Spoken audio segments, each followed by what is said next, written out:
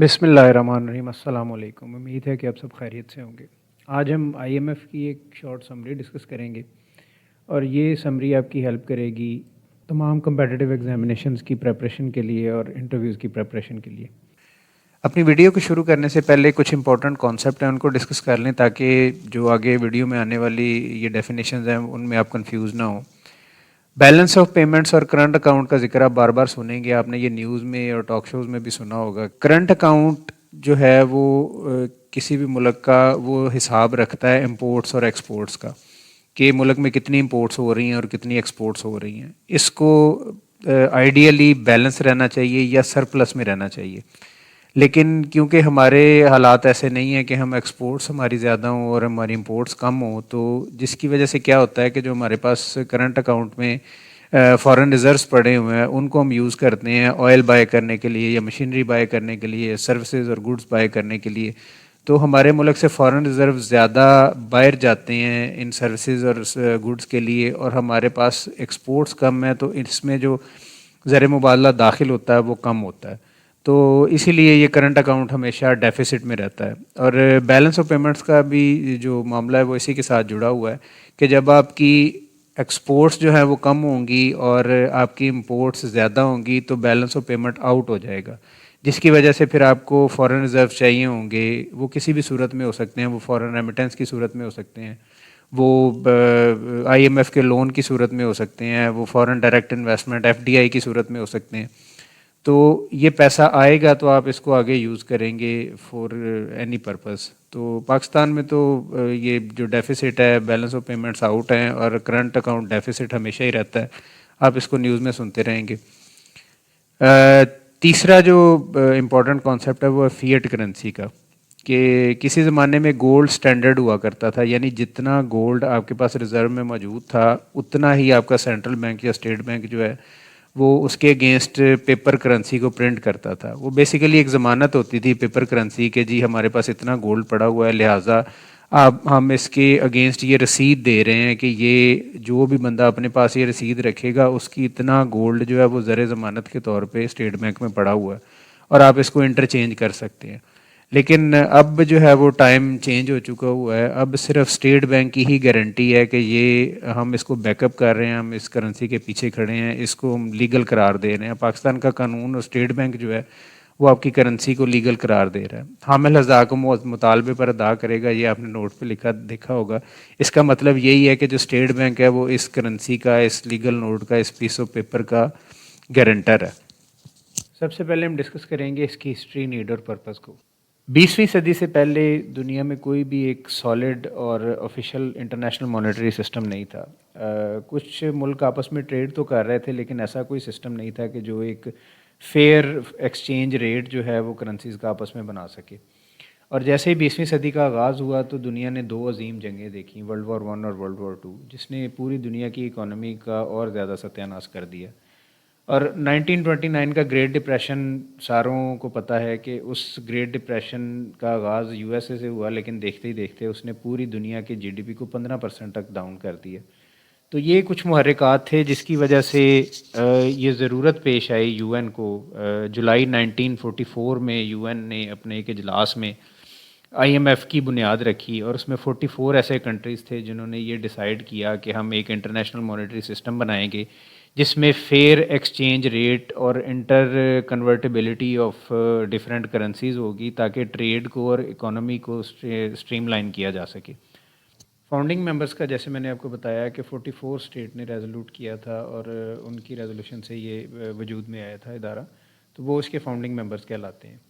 Structure میں یہ governed by a board of governors ہے۔ ہر ممبر اسٹیٹ جو ہے اس کو اپنا ایک گورنر اپوائنٹ کرتی ہے، اور اس کا ایک آلٹرنیٹیو گورنر ہوتا ہے جو کہ اس کی ایبسنس میں کام کرتا ہے۔ تو کرنٹلی 190 ممبرز ہیں آئی ایم ایف کے، اور 190 ہی گورنرز ہیں، اور ان کے ساتھ میں آلٹرنیٹ گورنرز ہیں۔ پاکستان میں رضا باقر صاحب ہیں جو وہ اسٹیٹ بینک کے بھی گورنر ہیں، آئی ایم ایف کے پاکستان سے اپوائنٹڈ بھی گورنر ہیں، اور ان کے ساتھ جو ہے وہ یوسف خان صاحب ہیں، وہ اس آلٹرنیٹ گورنر ہیں۔ تو ان کی اینولی سپٹمبر یا اکتوبر میں ایک دفعہ میٹنگ ہوتی ہے IMF کی، جس میں ڈیسیجنز ہیں کوٹا انکریزز کی، SDRs کی، کسی ممبر کو انکلوڈ کرنا ہے یا کسی ممبر کو کک آؤٹ کرنا ہے، اس طرح کی جو ڈیسیجن میکنگ ہے وہ ساری بورڈ آف گورنرز کی میٹنگ میں کی جاتی ہے۔ بورڈ آف گورنرز کے بعد جو اس کی 2 ذیلی کمیٹی ہیں جو بورڈ آف گورنرز کو اسسٹ کرتی ہیں ڈیسیجن میکنگ میں، ایڈوائز کرتی ہیں، ایک IMFC ہے، انٹرنیشنل مانیٹری فنڈ کمیٹی ہے، اور ایک ڈیولپمنٹ کمیٹی ہے۔ ان دونوں کے 24 ممبرز ہوتے ہیں جو کہ اسی 190 کے پول میں سے سلیکٹ کیے جاتے ہیں۔ جو IMFC ہے وہ پیورلی IMF کے معاملات کو دیکھتی ہے، اور جو ڈیولپمنٹ کمیٹی ہے وہ ورلڈ بینک کے ساتھ ایک لنک ہے IMF کا، اور اس سے نیچے آئیں گے تو ایگزیکٹو بورڈ ہے، اس کے بھی 24 ممبرز ہوتے ہیں۔ ڈے ٹو ڈے جو ورکنگ ہے IMF کی اس کو یہ دیکھتے ہیں، جتنے بھی ڈیلیگیٹڈ پاورز ہیں جو ڈے ٹو ڈے فنکشنز اور ایکٹیویٹیز کو رن کرنے کے لیے ایگزیکٹو بورڈ اس کو دیکھتا ہے۔ جو IMF کا مینیجنگ ڈائریکٹر ہے وہ بھی ایگزیکٹو بورڈ کو جواب دے۔ تو یہ میں ریپیٹ کر دوں کہ 190 ٹوٹل ممبرز ہیں، بورڈ آف گورنرز 190 ہیں، ان کے ساتھ ان کے الٹرنیٹیو گورنرز ہیں، ان کی بھی تعداد 190 ہے۔ اس کے بعد 2 کمیٹیز ہیں ذیلی جو بورڈ آف گورنرز کے نیچے کام کرتی ہیں، ایک کا نام IMFC ہے، دوسری کا نام ڈیولپمنٹ کمیٹی ہے۔ ان دونوں کے 24 ممبرز ہیں۔ اس سے نیچے ایگزیکٹو بورڈ ہے، اس کے بھی 24 ممبرز ہیں، وہ ڈے ٹو ڈے ایکٹیویٹیز کو دیکھتی ہے، اور ایگزیکٹو بورڈ کے نیچے ہی مینیجنگ ڈائریکٹر کام کرتا ہے۔ تو یہ بائفرکیشن آپ نے اس کی ذہن میں رکھنی ہے، یہ تمام اس کا IMF کا سٹرکچر ہے۔ اب یہاں پہ ایک سوال یہ بھی آتا ہے کہ ورلڈ بینک میں یا ایشین ڈیولپمنٹ بینک میں یا IMF میں فرق کیا ہے؟ تو یہ جو ڈیولپمنٹ بینکس ہیں یا ورلڈ بینک ہے یہ پروجیکٹس کو فنڈ کرتا ہے، جو IMF ہے وہ ڈائریکٹ اکانومی کو فنڈ کرتا ہے، یا اکانومی کو سٹیبلائز کرنے کے لیے، بیلنس آف پیمنٹس کو سٹیبلائز کرنے کے لیے، فارن ریزروز کا لیول انکریز کرنے کے لیے، یا کرنسی کی ڈی ویلیویشن کو روکنے کے لیے IMF جو ہے وہ فنڈنگ کرتا ہے۔ Instead of funding individual projects, IMF جو ہے وہ پوری اکانومی کو فنڈ کرتا ہے۔ تو اگر فار ایگزامپل جیسے پاکستان میں آپ کو مثال دیتا ہوں کہ ڈالر کا ریٹ اوپر جا رہا ہے، اس کی وجہ یہ ہے کہ ڈیمانڈ جو ہے وہ ڈالر کی وہ بڑھتی جا رہی ہے اور سپلائی ہمارے پاس کم ہو رہی ہے، تو IMF ہمیں ڈالر دے گا فارن ریزرو میں رکھنے کے لیے، یا وہ بعد میں پھر گورنمنٹ اس کو مارکیٹ میں سرکولیٹ کرے گی۔ اس سے کیا ہوگا کہ ڈالر کی سپلائی جیسے جیسے انکریز ہوگی، ڈالر کا جو ایکسچینج ریٹ ہے وہ کم ہوگا۔ اب ہم آتے ہیں ملین ڈالر کویسچن کی طرف کہ IMF کام کیسے کرتا ہے۔ IMF میں ہر ملک کا ایک کوٹا ہے، وہ کوٹے کے حساب سے اپنی کرنسی ہے اس کو ڈپازٹ کرواتا ہے۔ وہ جو کرنسی ہے وہ اس کا ٹوٹل پول بنتی ہے جس میں سے آگے لینڈنگ کی جاتی ہے۔ اس ٹائم غالباً $1 ٹریلین کے قریب اس کا پول ہے جس میں سے لینڈنگ کی جاتی ہے۔ وہ جو لینڈنگ ہے وہ فری نہیں ہوتی، وہ اس پہ انٹرسٹ ہوتا ہے۔ جب وہ لون پے بیک ہوتا ہے، اس کی قسطیں پے بیک ہوتی ہیں، تو وہ جو انٹرسٹ ہے وہ کنٹریز کو پے ہوتا ہے، جس کی وجہ سے IMF اپنے آپریشنل ایکسپنسز بھی نکالتا ہے، اور جو اپنے سبسکرائبرز ہیں جنہوں نے IMF کو لون دیا ہوا ہے، جو کوٹاز لیے ہوئے ہیں، ان کو وہ سسٹین رکھتا ہے اور ان کو انٹرسٹڈ رکھتا ہے۔ اب ہم آتے ہیں اس کے فنکشنز کی طرف۔ سب سے پہلا جو فنکشن ہے وہ لینڈنگ کا ہے۔ جیسے میں نے آپ کو بتایا کہ ہر ملک کا ایک کوٹا ہے، اور وہ کوٹے کے مطابق اس کی سبسکرپشن ہے۔ ٹوٹل جو 1 ٹریلین کے قریب فنڈ ہے IMF کا فار لینڈنگ۔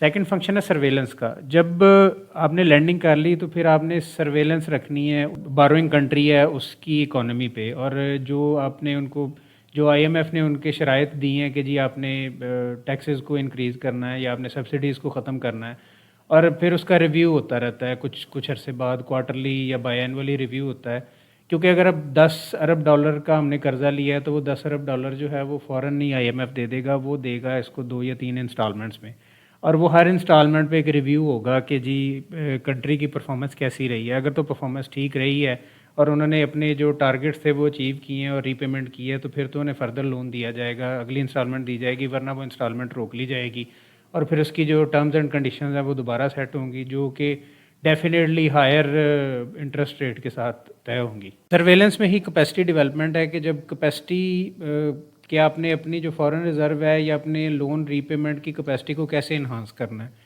آپ نے ملک میں انڈسٹری کو یا ٹیکس نیٹ کو یا سبسڈیز کو آپ نے اپنا ریونیو کیسے انکریز کرنا ہے، تو یہی کیپیسٹی ڈیولپمنٹ ہے۔ جب بھی IMF کسی کنٹری کو لون دیتا ہے تو اس کے ساتھ یہ بھی شرط ہوتی ہے کہ وہ اپنی کیپیسٹی کو ڈیولپ کریں گے for repayment of loan, اور تاکہ آئندہ انہیں لون کی ضرورت نہ پڑے۔ اور چوتھا پوائنٹ ہے گورننس کا، کہ یہ سارے جو ایک پروسیس ہے اس کو ریویو بار بار یہ ریویو ہوتا رہتا ہے، اور ہر کنٹری کے لیے یہ ڈفرینٹ ہے، اس کے ٹرمز ڈفرینٹ ہیں، اس کی کنڈیشنز ڈفرینٹ ہیں، تو یہ ایک پوری ٹیم ہے جو اس کو گورن کرتی رہتی ہے IMF کی، کہ جو ہم نے کنٹری پہ ہم نے ان کو سجیشنز دی ہیں، ان میں ٹریننگ اینڈ ڈیولپمنٹ بھی آ جاتی ہے آف دا اسٹاف دی ہے. اس ٹائم 160 کنٹریز کے قریب جو ہے وہ IMF سے ٹریننگ لے رہے ہیں اور better governance of their economies. جو دوسرا بڑا کانسیپٹ ہے IMF میں اس کی ورکنگ کے علاوہ وہ ہے SDR کا.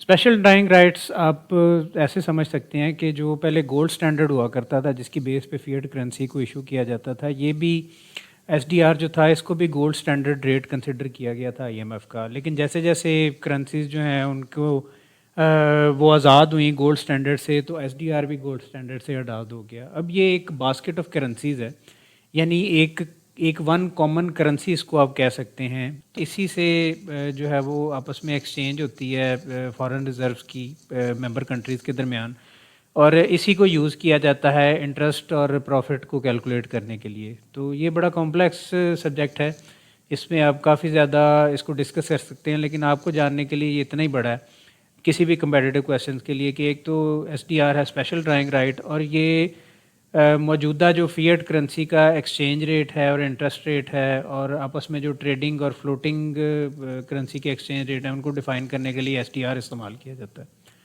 تو یہ تھا آج کا سارا IMF کے اوپر سمری. امید ہے کہ یہ آپ کو ہیلپ فل ثابت ہوگی. اگر کانٹینٹ اچھا لگے تو چینل کو ضرور لائک کریں، سبسکرائب کریں. آپ کا بہت شکریہ، جزاک اللہ.